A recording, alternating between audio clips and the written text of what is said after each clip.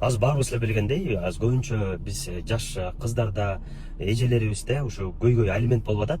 Алиментке беришет 1 жылдап, 2 жылдап, даже 5 жылдап, канча жылдан бери төлөбөгөн недобросовестный эркектер да бар. Төлөгөндөр өтө аз.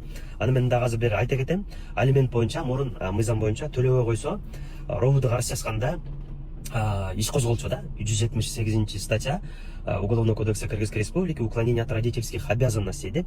Бул боюнча наказаниясы 20 миңден 50 миңге жери штраф, же общественная работа или исправительная работа деп туруп эле мындайча айтканда лишение свободы болбочу да, мындайча айтканда калмабачу. Мына азыр бизге мына жаңы мыйзам кирди.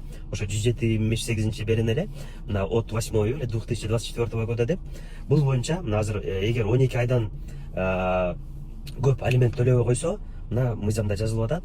Мына мыйзамыбызга жазылды. 12 айдан уже ашык төлөбөй койсо, мына уже наказывается лишением свободы на срок до 3 лет деп туруп 3 жылга жери азыр уже кесиле баштады. Анткени мына мен дагы бүгүн СИЗОго кирип чыктым.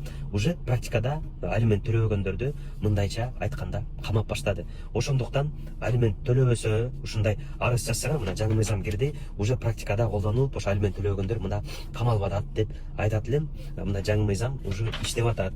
Ошондой эле жанагы баарыбыз билгендей, кээ бир эркектер жанагы жумушунан липовый справка алып келет, зарплатасын азайтыпчы. Ал боюнча дагы мына көргөзүлүп атат. Эгер ошондой липовый справка болсо, ал боюнча дагы мына 3 жылга жери лишение свободы деп мына кесип атышат. Мындайча айтканда, мына СИЗОдо дагы бүгүн практикада да көрдү, камалып алимент менен камалып келгендерди. Анан кээ бир айтышат, мен ооруйм, кээ бир эркектер айтышат, мен ооруйм, инвалид 1-2 группа деп айткандар болот. Мен азыр практикада мен бир клиентим бар. 2 боору иштебейт, атасын боору менен жүрөт. Ал инвалид 1 группа, ошо пенсиясынан алимент төлөп турат деп айтат элем. Ошондуктан айтабыз, алиментти төлөп кутуласың же өлүп кутуласың дегендей, алиментти по-любому төлөйсүң, төлөбөсөң же камаласың деген сөз.